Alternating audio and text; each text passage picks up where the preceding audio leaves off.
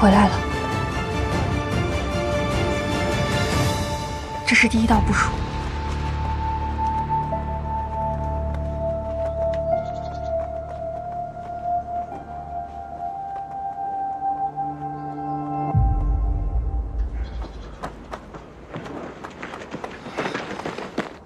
我们中了谢怀安的计，主上被岑贤才带走了。包围藏兵巷！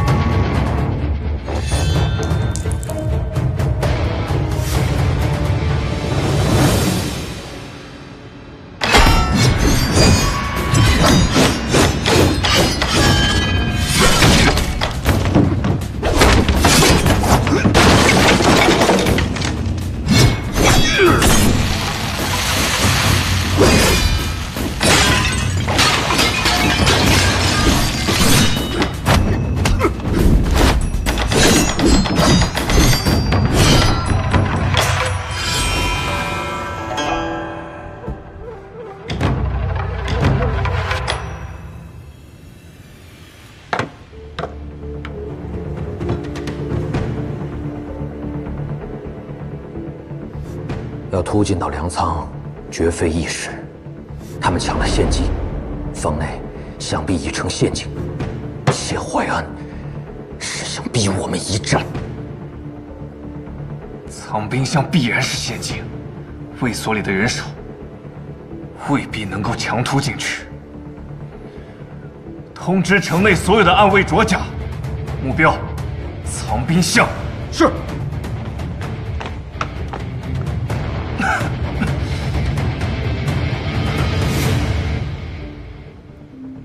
我知道你的顾虑，暴露暗卫，就是暴露所有的底牌。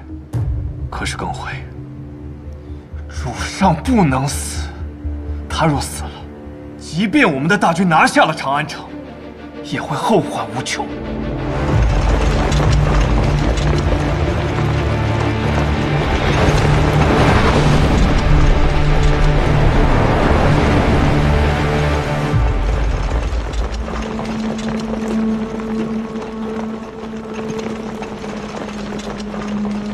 这么些年来，3000暗卫早已探过长安的每一个角落，藏兵巷也不例外。此处常年被杂物堆积，防守薄弱，是个被遗忘的地方。从这里进，可直通藏兵巷。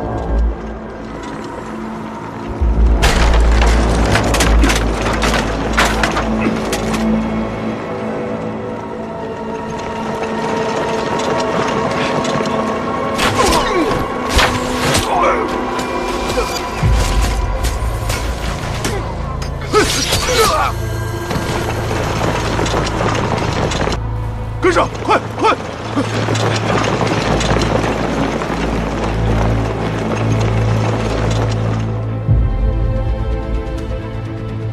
藏兵巷内的阵势已经布下，西边的缺口是我故意留给铁墨人的鬼门关。为救铁魔王，他们一定会进来。进来，就别想再出去。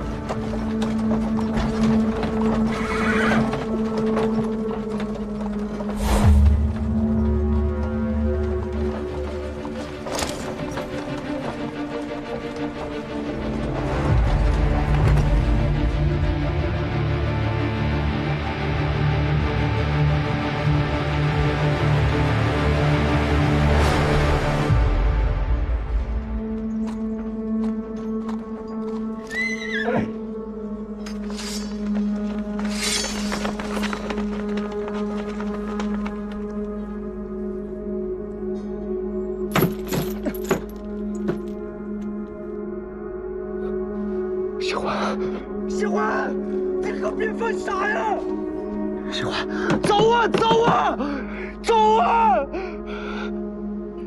干什么？你为什么一个人过来？喜欢，你有没有听到我说呀？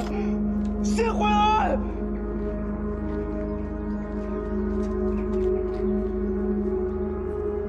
谢怀安，你这唱的是哪一出啊？你的计谋呢？埋伏呢？这里只有我一个，不必担心。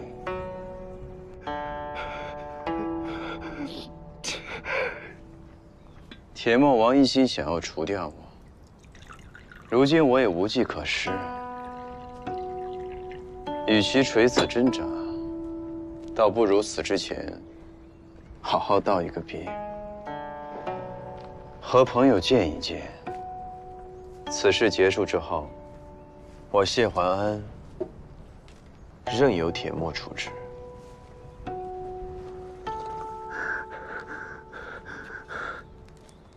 这里防守严密，我和我的书童相见，也绝不可能从这里逃出去。 将死之人的一点点心愿，还望大人成全。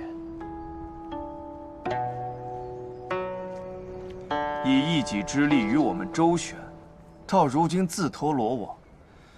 将死之人的心愿，我成全你。放他出来。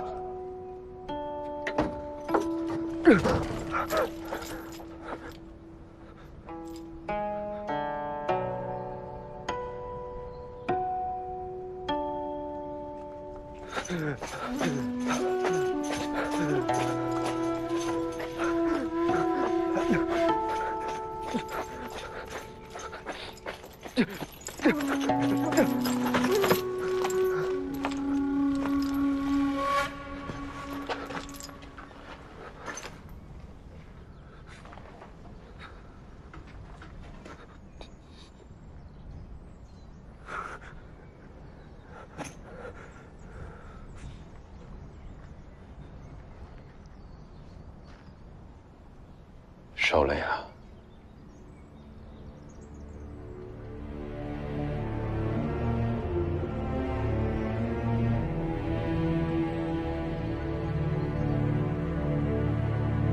为什么？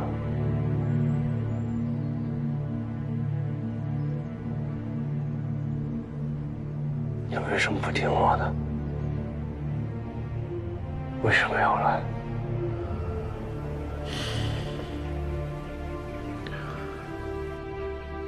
我自知此刻是没有办法把你救走，可有一些话想要对你说，所以在这里等你。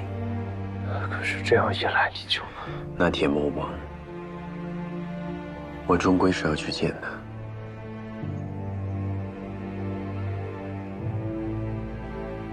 这是我的因果。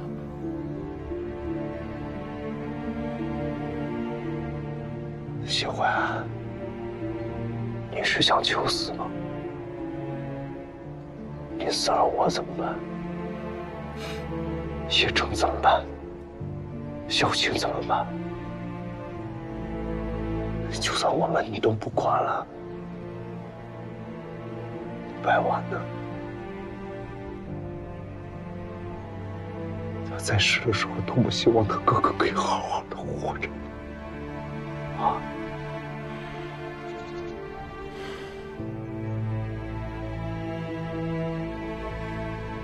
人死本就是一抔土，并不能去到另一个世界，也更不可能见到死去的家人。活着，才能永远记住他们。我今日过来。 是想和你好好告一个别。可是这样的话，你真的会死啊！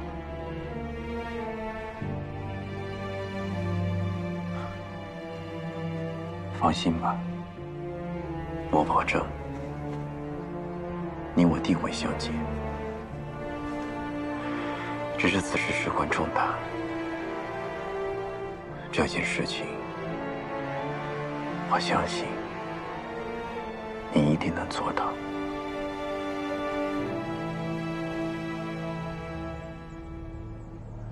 去吧。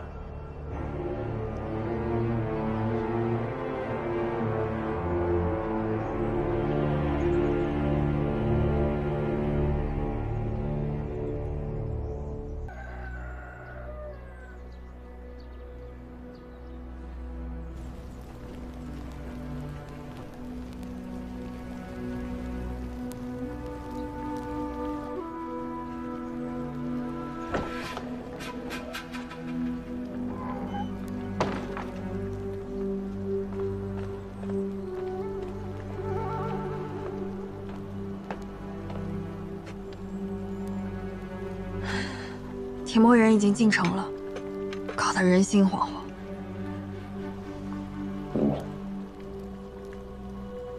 铁墨人藏在城里的暗卫，不足以控制整个长安。他们在等军队，在此之前，他们不会对百姓下刀。看你的样子，有把握。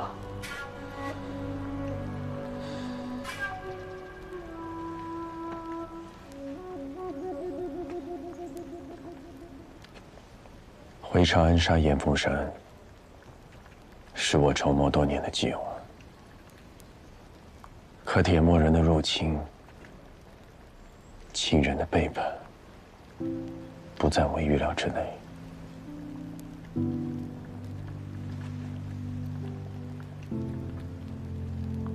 世事难料，亦是如此。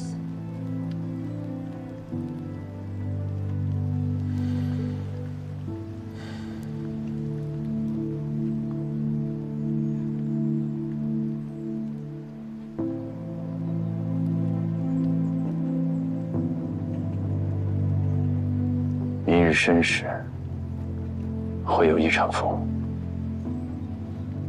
不知道为什么，看着你现在的样子，总有一种很奇怪的感觉。哦，那是什么感觉？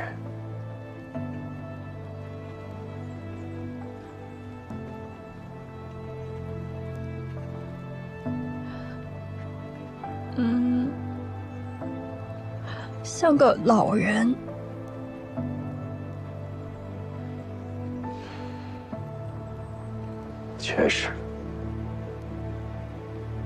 确实是个老人，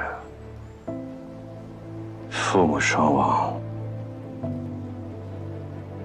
世上没有亲人，活在这个世界上，我只能活在回忆里。这样的日子也该走到尽头了。呸！什么走到尽头了？我不许哥哥瞎说话。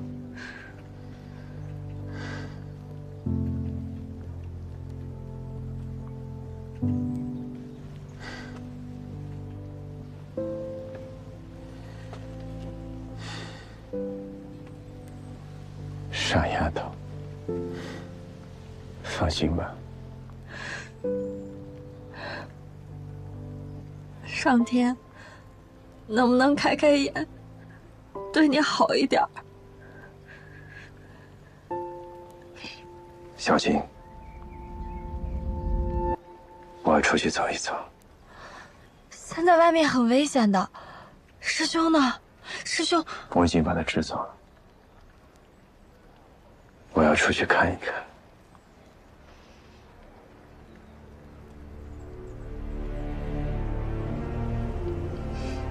好。这锅已经烧坏了，去补一补。上苍对我好不好，再说吧。千万别告诉你师兄。走吧。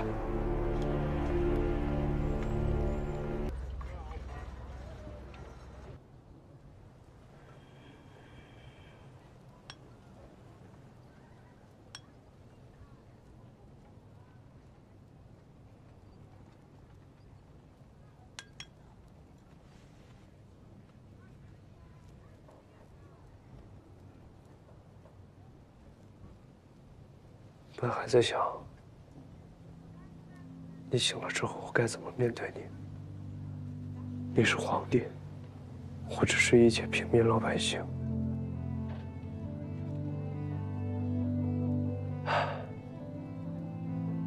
到底是叫你哥，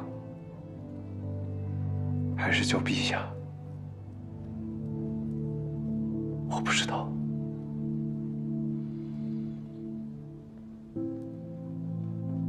现在好了，连到分别，你都没醒。可我还有别的事儿，要暂时离开苍水川。接下来，罗叔会派人照顾你。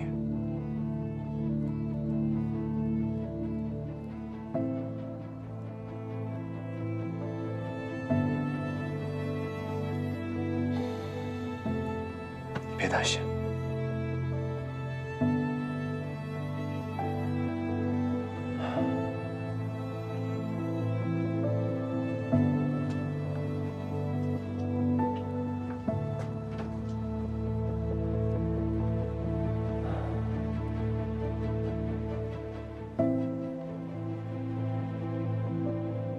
哥，我要是活着回来，就接着照顾你。我要是死了，也算是壮烈殉国，没给咱们萧家丢脸。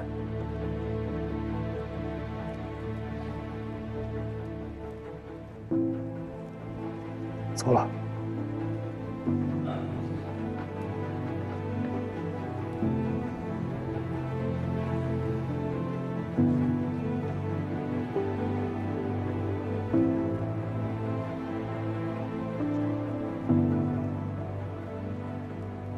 哥，不拿刀的时候，人还挺好相处的。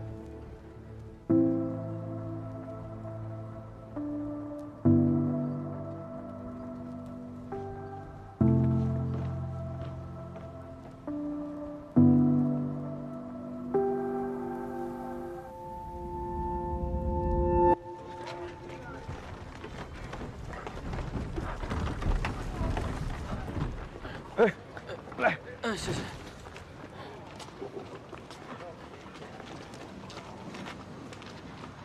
人呢？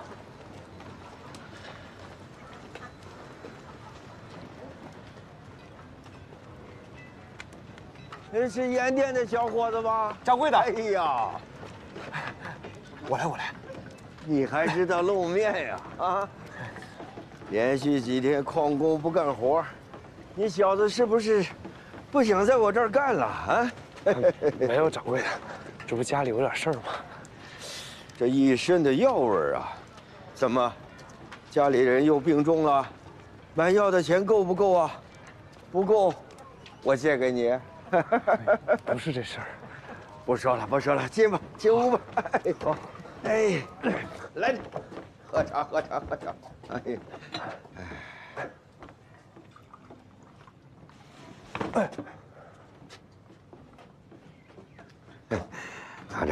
暖暖身子，看起来真是不缺钱。嘿，看看，置办一身新行头，新衣服啊！哎，突然打扮爱俏，有了心上人了吧？也不是因为这个事情哦，我这次来呢，是想跟您辞行的。啊？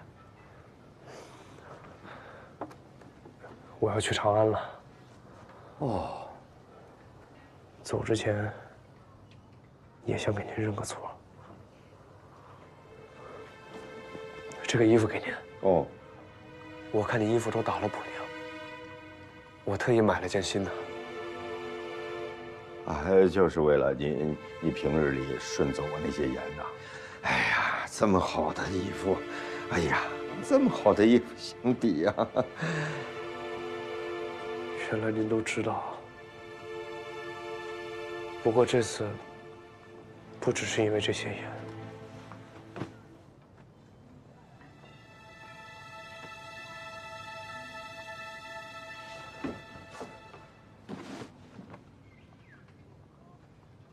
你这是干什么？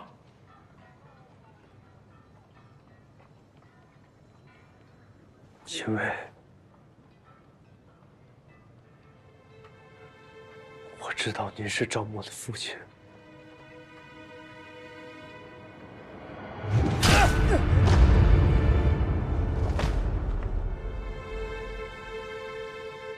更因为您知道我是凶手，还没有责怪我，还留我在这儿可以打工赚钱。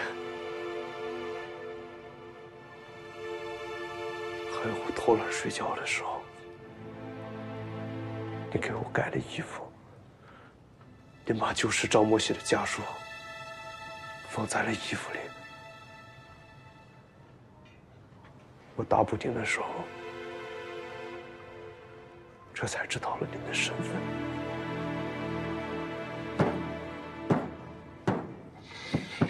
天意呀！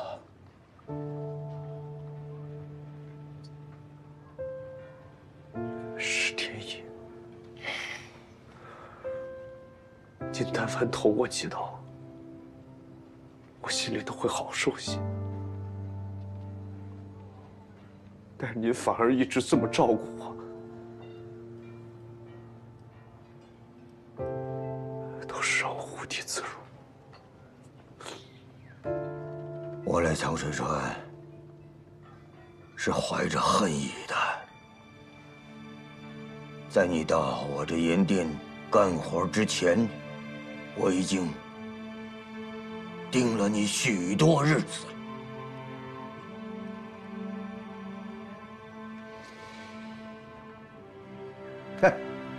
可是我发现，我发现你是个傻小子，嘴上总是抱怨，可是心里却一直想着别人，照顾家里的病人，盼着失去的朋友能够早日出现。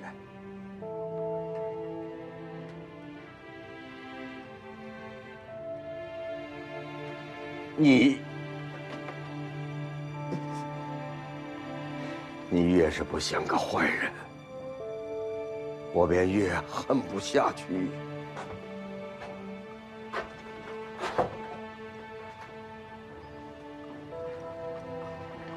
你要是不知道我的身份多好啊！你不知情，我不说破，日子天天就这样一天一天过着。算了，就像是张默还在我身边一样。漏斗的盐能倒回去，可时光不能倒转呐。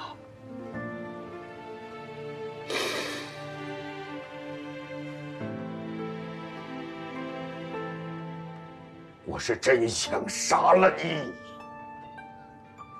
可孩子，我杀了你有什么用啊？张默也不能复生啊！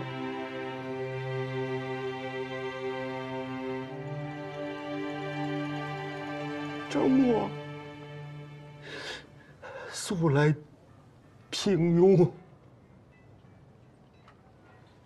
世间哪有那么完美的事情啊？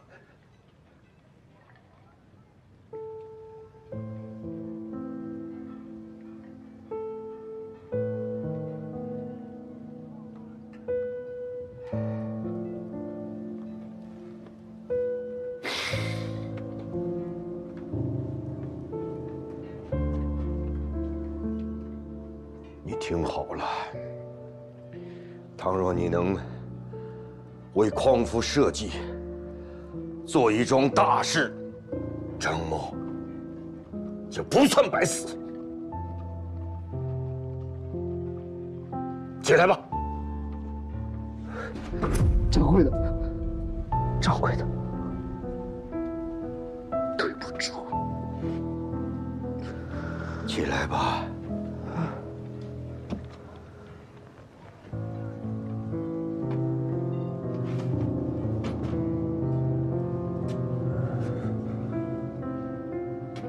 记住，自此之后，要清清白白的活着。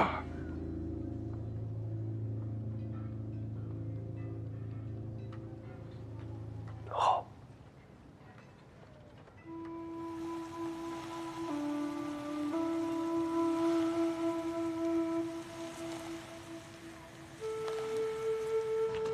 那我就说一句不中听的话，这人心呐，总是有黑暗的地方，你有，我也有，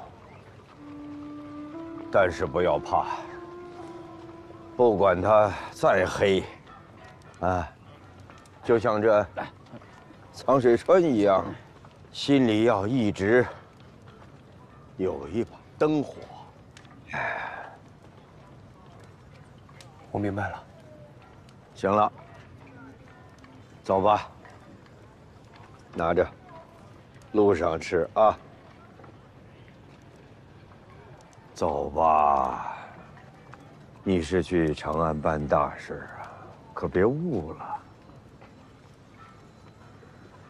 走。你这人我也见了，心愿也了了，就此别过。走。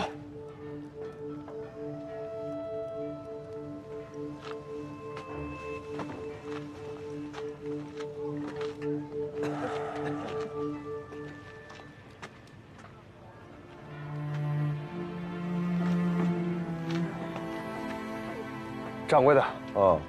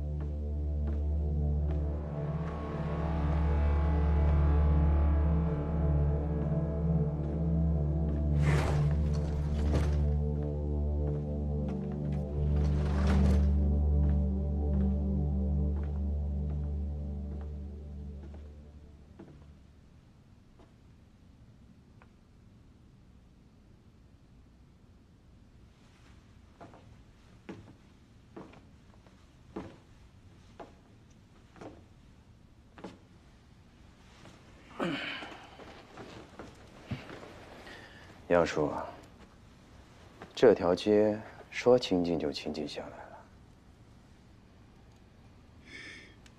了。你想好了，严凤山要和铁木人谈的事情非同一般。你要是闹这么一出，帮了铁木人的使者，再闹出点什么意外，别说严凤山不会放过你，就是铁木的杀手们，也会不远万里进到长安杀你。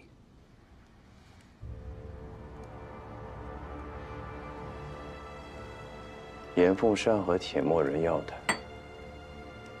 无非就是想让铁墨人出兵攻打白文谷，还以北方的国土作为交换，是吗？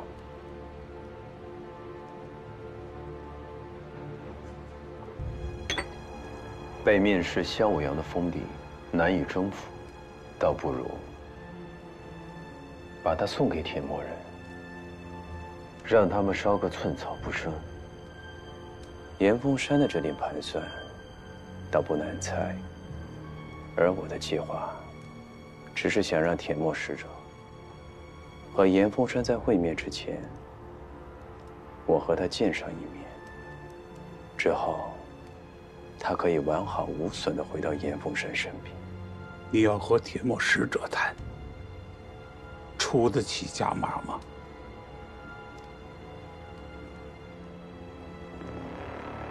我自然是出不起。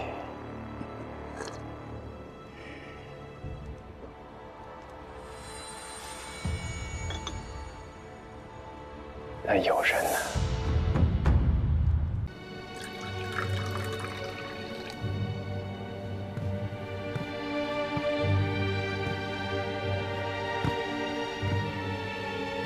唐公子，你四处奔走定是劳累，我为你泡了杯香茶，你可以先坐下歇息片刻。不必了，任务在身，就不劳侧妃了。侧妃赐茶，不接只怕不敬。你表现得随和些，接下来才好套话。别闹了。唐公子不必着急，你且安心饮茶。我自会将宫中的情形一一告知。多谢侧妃。啊，对了，侧妃，你宫中的修炼用物都是何人所用啊？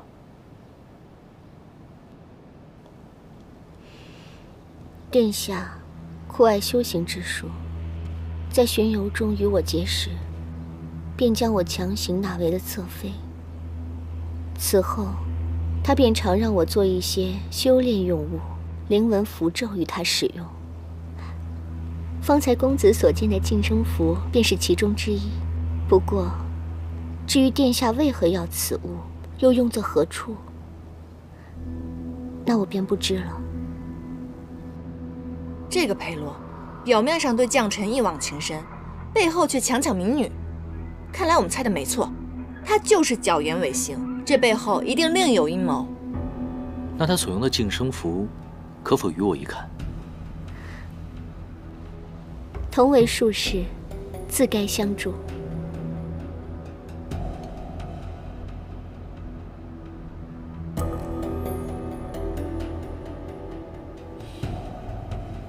9位，此物需每日更换，这张符纸便是刚换下来的。如若9位身中，定是每日悬挂于9阁之中。多谢侧妃解惑，我先行告退。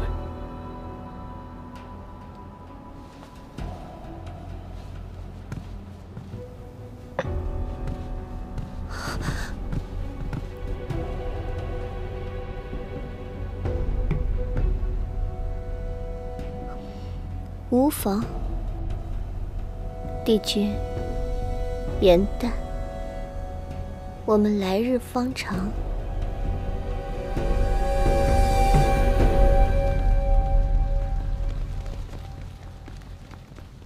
殿下，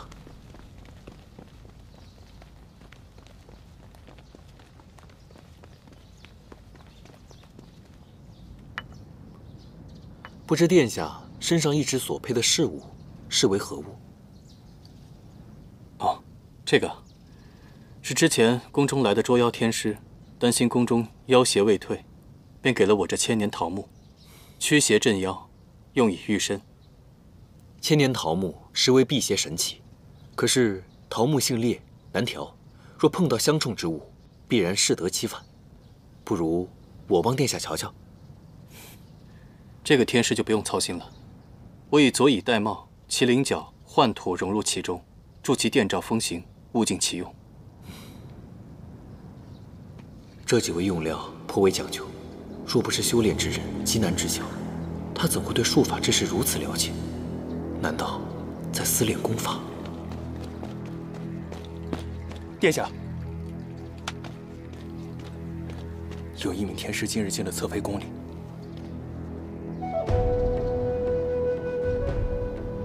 我还有些政务要处理，天师先自饮吧。殿下请便。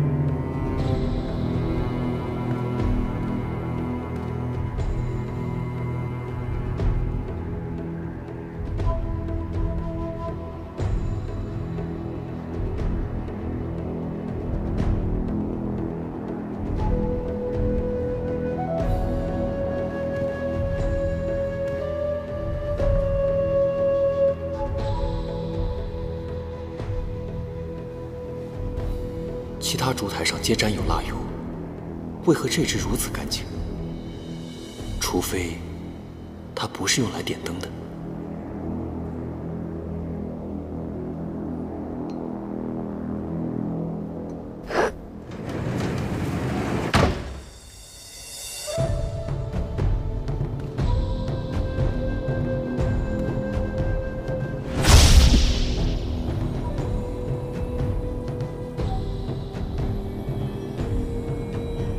此处灵力聚集，定是裴洛修炼之所。可惜镇妖符在此，唯有唐周能破，便宜这小子了。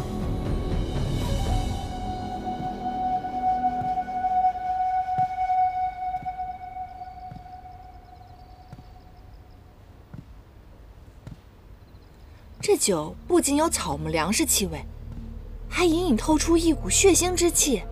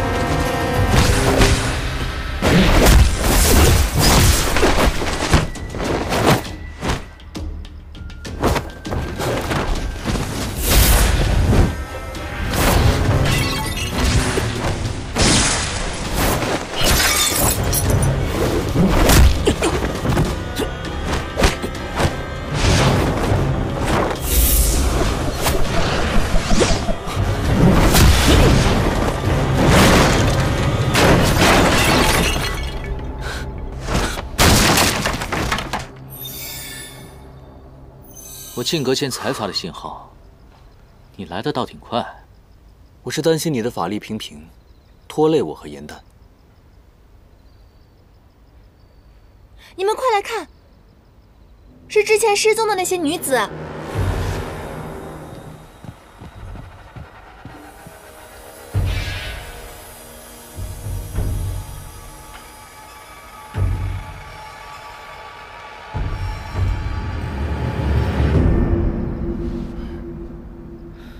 这些女子是被割喉放血而死，看来并非是妖邪所致，而是人祸。难怪那小子跑得那么快。放心吧，我已经在他身上设了追踪符。哦，那还不快追！哦。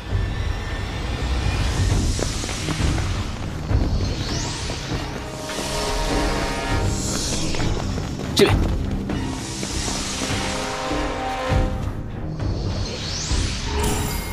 追踪符已破，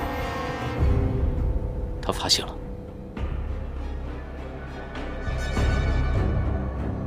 来人啊！有刺客！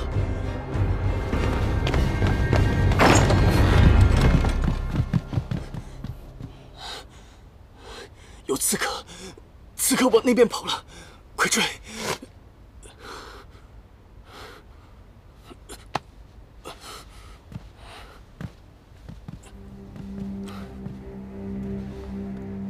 殿下不必担心，追踪符设有磷粉，灯火一熄，磷粉亮起，暴露无遗。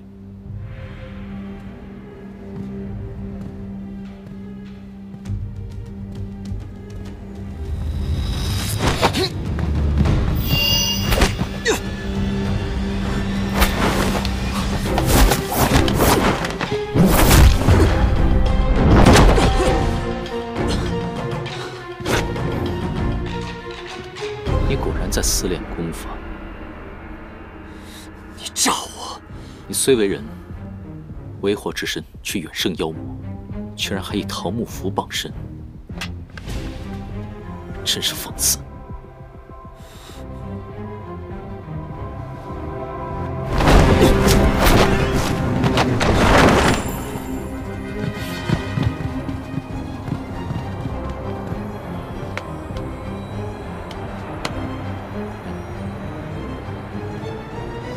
堂堂万妖之王，还不是需要一个肉体凡胎相助？等着吧。别聊了，快点吧。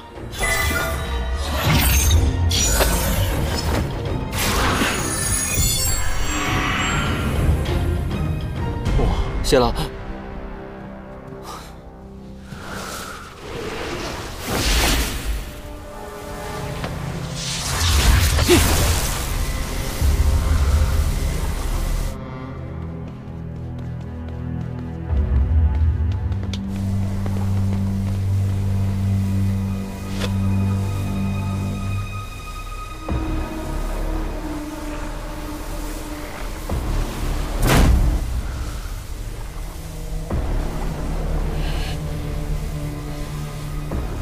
积血文，以血献祭，皆为邪术。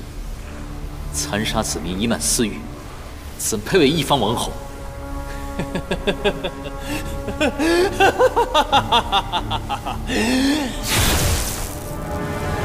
若有我，天下作甚念，有何要紧？若无我，又何来天下？你为了一己私念，屠戮生灵，陷害挚爱，居然还想把罪名赖在我们的妖的头上！你们身为天师，却携带妖物，道貌岸然，也敢智慧本王？哎，你可是整件事情的始作俑者，可别说把他打回真身这件事，与你无关啊！我与此花有何干系？多说无益。今日我身上这纹路，怕是要多加几道了。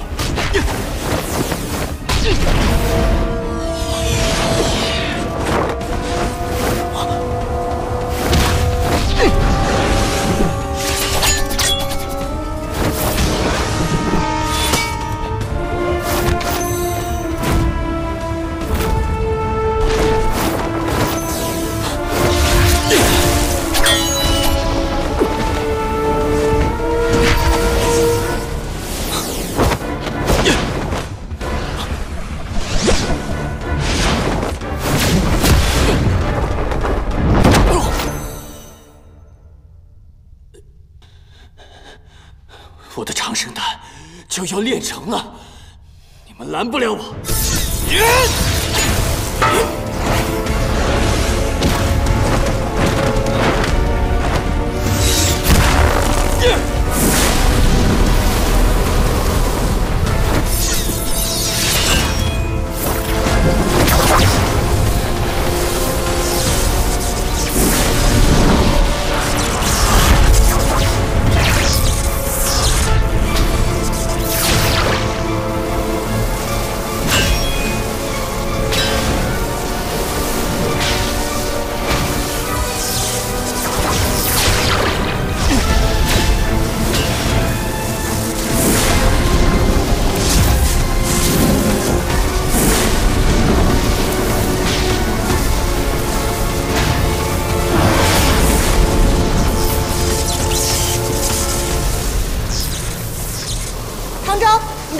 锁对花有用吗？法术记下，你石化世人，我皆能将你召回。你要干嘛？我有办法了。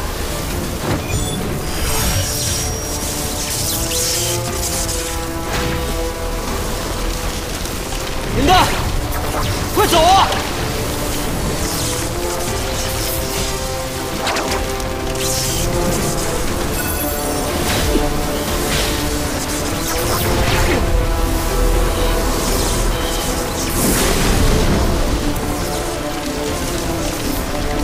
一步！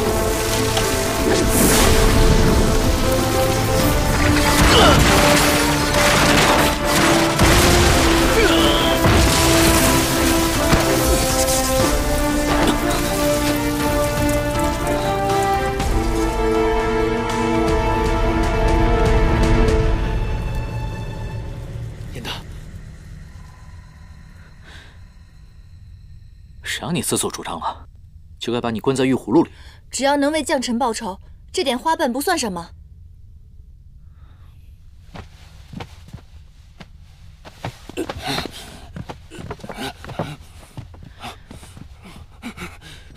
丹药以血淬炼，聚阴生杀，服至五脏俱焚。你将不知血河、乌鸦异象、杀人炼丹的种种罪行，嫁祸在将臣身上，你还口口声声的说爱他，你懂什么是爱吗？是他先负的我。王妃久久无出，殿下先前又身怀恶疾，各方常有异动，我等实为忧虑啊。还望殿下早日封妃纳新，子嗣绵延，方可稳定民心啊。本王曾与王妃约誓，终生厮守，唯有彼此，断不可能再纳新人。更何况，本王的旧疾早已康复，不用再劝了。殿下，殿下，莫不是旧疾犯了？快传大夫！是，殿下。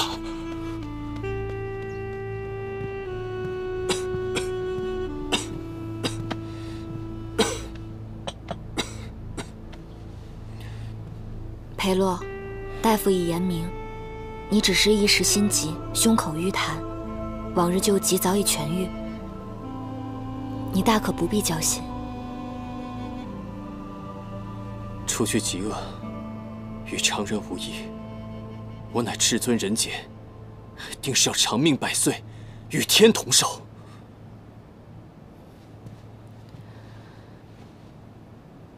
你为何还执念于长生？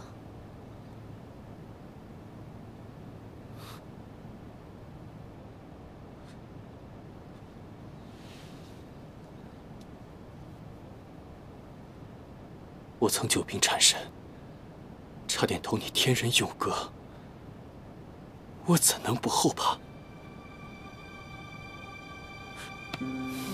若我无法长生，民心生疑，这王都迟早有一天都要拱手让人。我顶着谋士的压力，始终不肯纳谏，是因为你我有约定，只有彼此。你若不助我长生，又如何实现厮守终生的诺言？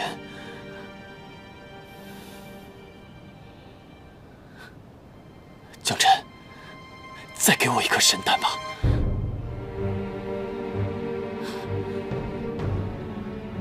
当年你命短受邀，只求多活几日，我祝你如常人般康健，你可以平安到老了。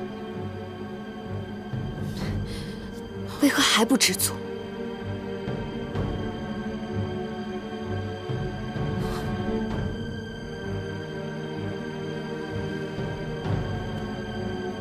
你是药，你可以活千秋万载，可我纵然病愈，也不过寿命数10年。助我长生对你而言轻而易举，为何你这般自私，就是不肯助我？无中生有之时，你叫我如何帮你？裴洛，你为何变得如此贪婪？你还记得我们当初的模样和心愿吗？我当然记得。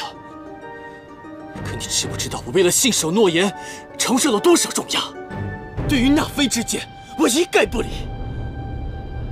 你有为我考虑过吗？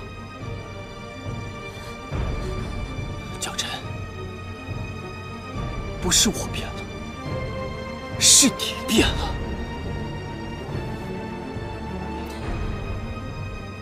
那侧妃绵言自死，能安抚你的证据，那你便纳吧。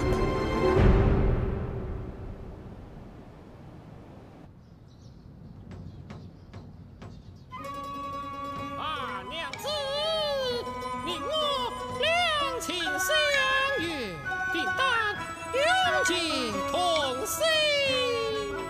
夫君，岂敢一片痴情，定当永不负心。娘子，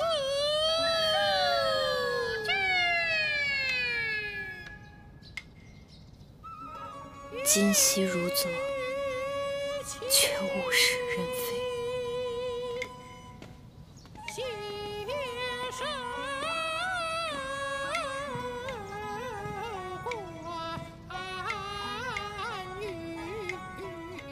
这就是那位善修术法的圣德侧妃。这帮戏子的唱功极差，远不如你。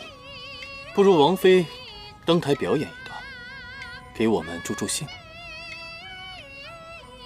我无法相助殿下，不配做这个王妃。将臣自请封宫，从此不出宫门半步。王妃宁愿与殿下永不相见，也不愿意助殿下一臂之力吗？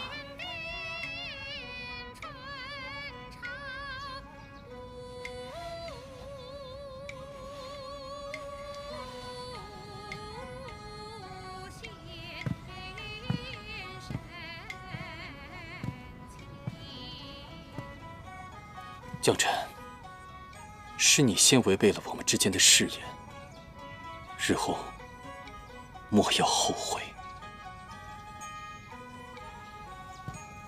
即便我困死宫中，也不后悔。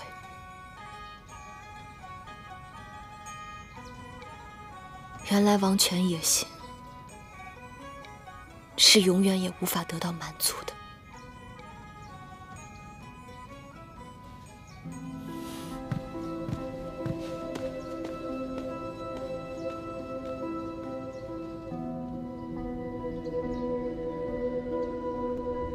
他为了你的王位，不惜暴露自己的妖身，顶罪自戕，甚至损耗自己的妖力，为你拦住了杀人炼丹的煞气。他做了这一切，怎么可能负你呢？他既然说爱我，却不肯助我长生，让我与他长长久久的在一起，那便是不够爱了。若不是他有心隐瞒，我又何苦练此功法，又何苦推他出来顶罪？明明是你执念太深，他并没有瞒你。这世上本无什么长生不老之法，你能活到现在，也不是因为杀人炼丹，而是因为将臣帮你寻了一样宝物，才可以让你延续性命。而你却不知天高地厚，不懂感恩，只知贪婪。此法物于你于他，是祸非福。昔日之言，今日终于应验。你什么意思？将臣为了你，向我多借了20年的光阴。这20年，他只求你快乐，而现如今，心愿已破，借主已丧，是时候该收回我的东西了。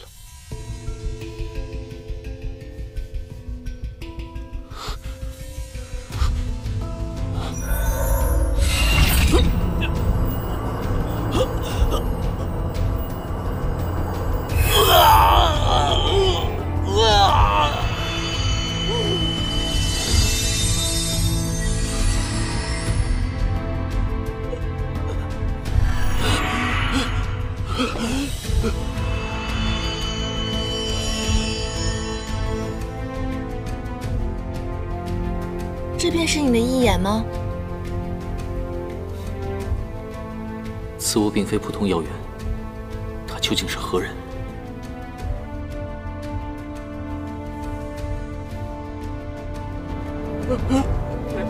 你双手已沾满鲜血，天意不容。将臣，江城一定有办法。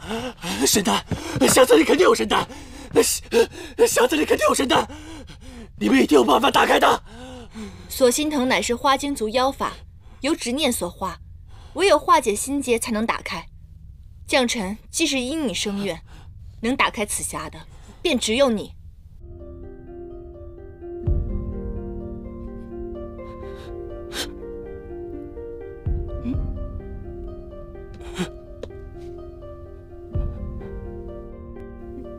原来将臣想要的是心上人的一滴泪。将臣，裴洛，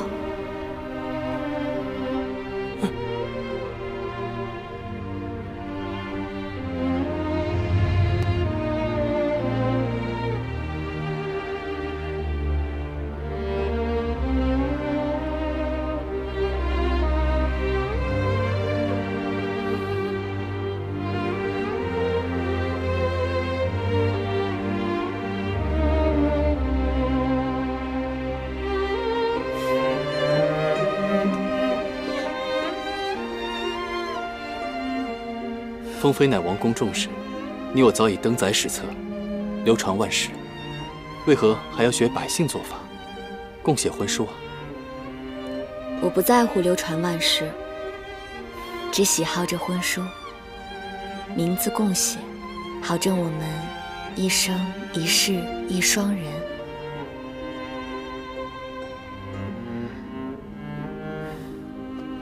我可得把它好好藏好。万一哪一天你说话不作数呢？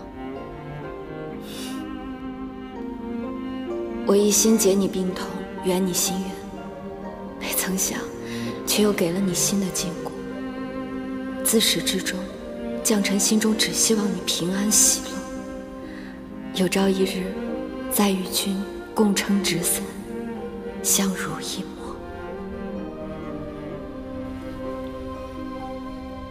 满目山河空念远，不如怜取眼前人。唯愿君心似我心，不慕江山只慕人。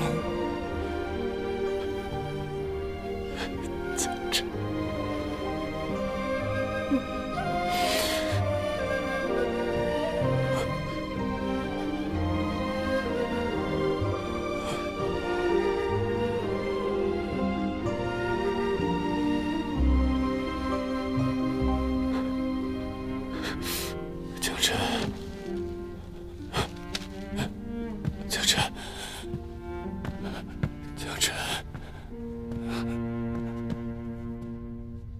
这花里还有将臣的最后一口真气，快让裴洛再看他一眼。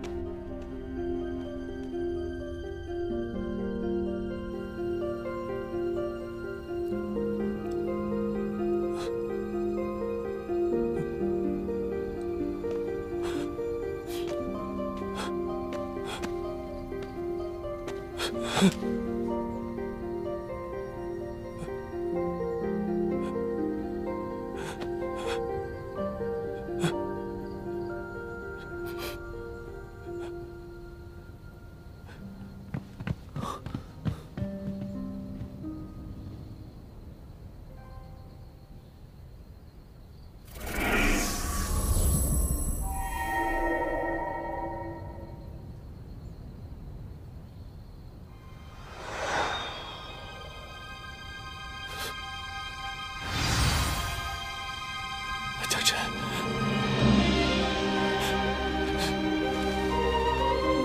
将臣，我来晚了，我错了，我不求长生了。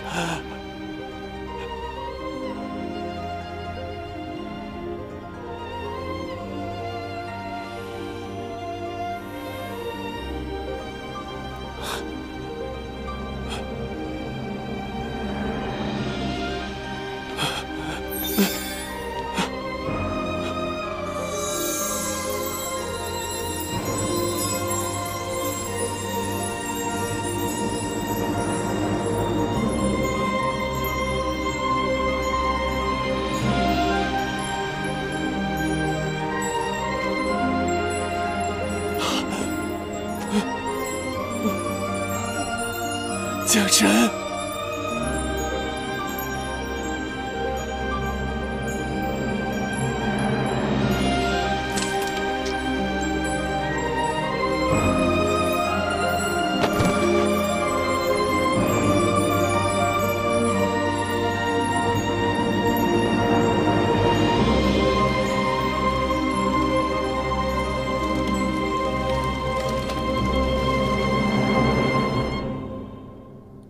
江辰，你的心愿已了，你安息吧。放心，我会记住我们的约定，我会替你好好看这个世界，历尽人世间的五毒六妄、七情八苦，写出刻骨铭心的戏本，感动三界四海。颜淡，你是否觉得我此般娶回一眼，过于残忍？若是裴洛相信将臣，不该到这一步。相爱之人本应坦诚相待，不留嫌隙。倘若有一天，你发现我骗了你些什么，你会怎么做？山主大人也有对不起我的时候吗？那自然是要让你做牛做马，好好补偿一下了。方才我探了一下裴洛，以他的修为，不可能施展困住颜淡的法阵。以他看四叶邯郸的神色，却像毫不知情。如此看来，伤颜淡之人，与此案并无关联。安东王一事，王都必定会大乱，我们得先离开这里。等一下，现如今我已经拿回一眼，我可以催用我的灵力，来化回颜淡的人身。之前不都已经说过了吗？现在把它画出来的话，太过于冒险。况且我们来的时候是2个人，现在多出了1个，你觉得别人不会怀疑吗？一切等出去了之后再说。等等，方才在密室中，我察觉有一事奇怪，明明风力已停，我的花瓣却仍然飘去了丹罗炉顶。此路不凡，或许是其中藏有什么厉害的法器。神气里沉，出现时会有万物席卷，烽烟立止之异象。说不定丹炉中藏的就是李晨，我们速速回去一探。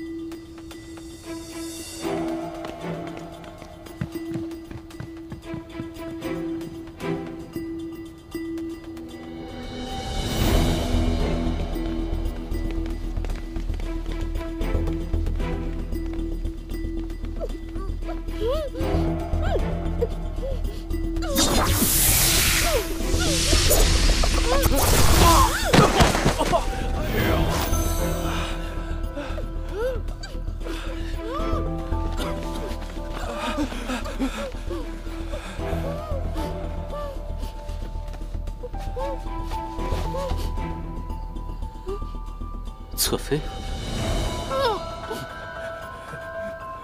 你们2个好大的胆子，竟然敢行此恶举！说，为何要害人？天师饶命！我们在侧妃宫中偷到用物，被他撞破，这才一时动了歪念。圣德谢过公子。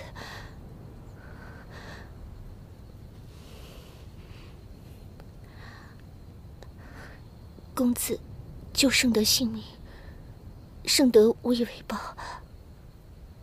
我愿将我师门法宝李晨赠与公子，以报救命之恩。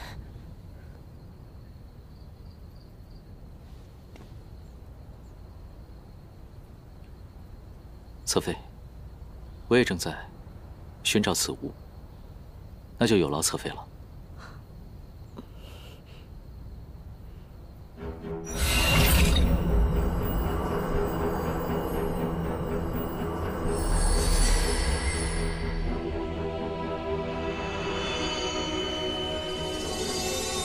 安都王不仅强行纳我为妃，还因发现了我贺心门的至宝李晨，欲占为己有，屠我满门。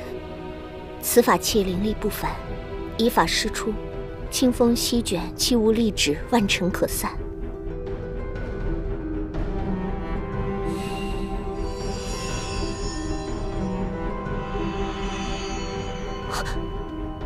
这宝物从未有过认主之相。我为修炼之人，知晓所有法器皆有灵性。既然宝物认主，那必定是与公子有缘。公子便请收下吧。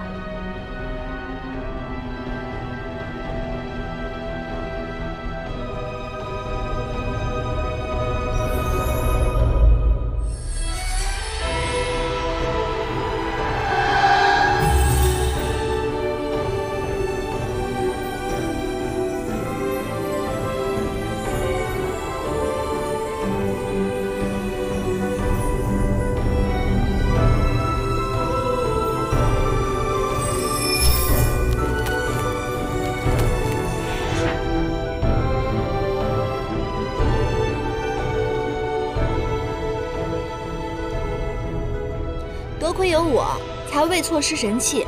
等出宫了，你可得准备8针玉石、传奇画本，好好感谢下我。听说唐师弟清正洒脱，不染物欲，如此看来也是假的吧？看来于师兄也并不了解我。我这个人吧，既贪婪又小气，别说是宝物了，哪怕是一朵花，我都会占为己有，更不可能会让给旁人。哼！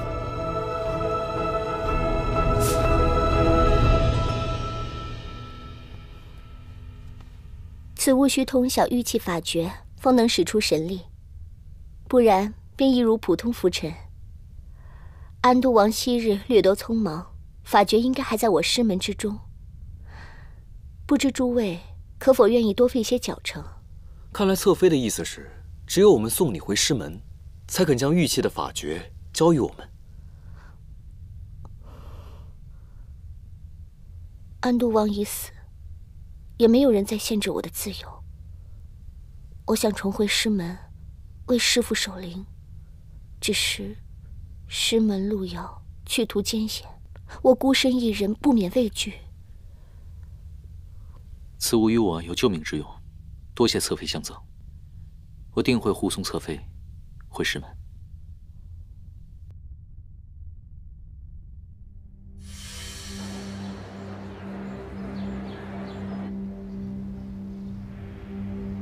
盛德去忙了，有些事情我要通知你。王公案已结，我要带严旦回家去。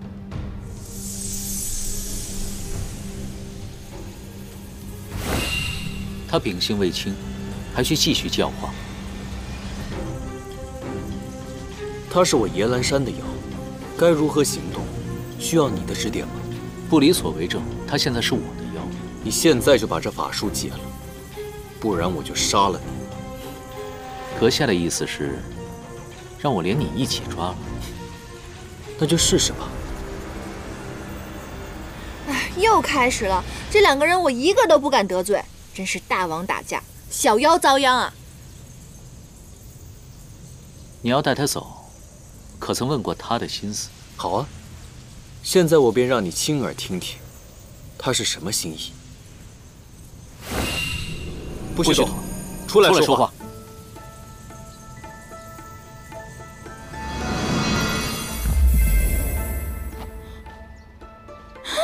我终于变出来了！我真是在外折腾那么久，我看看我没事吧？我这破竹子怎么还在？啊？在就在吧，在就在。放心吧，莲青依旧是倾力出尘。我得试试我的妖力还在不在。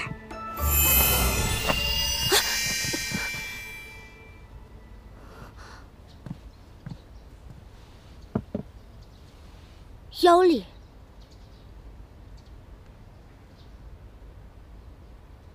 你是何人？为何在此？我是……他是我所抓的小妖，之前呢一直藏于我的袖中。听取了王公诸事，一人知晓你的身份。不过他秉性善良，绝不伤人，不必担心。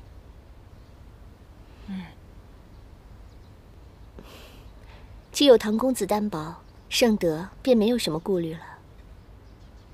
姑娘，你叫什么名字？我叫严旦。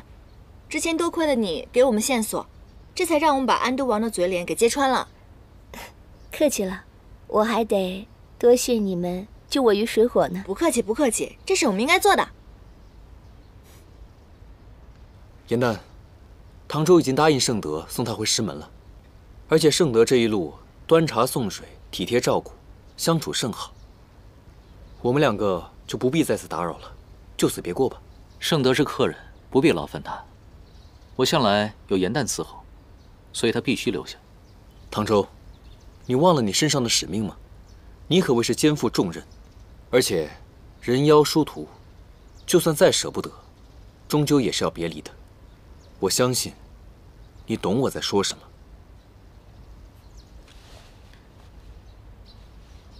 是去是留，不是你说了算，终究还是要过问他自己的意思。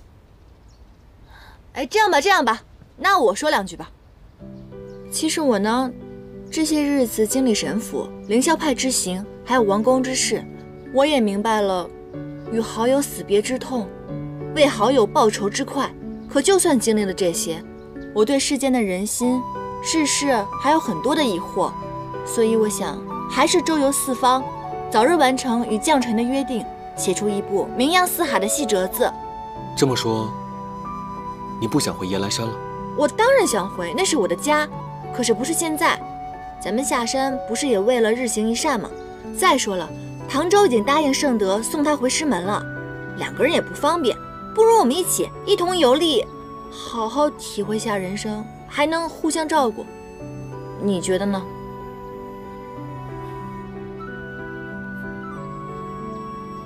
刚才不是你自己说的吗？会尊重他的心意。严丹，嗯，答应你便是。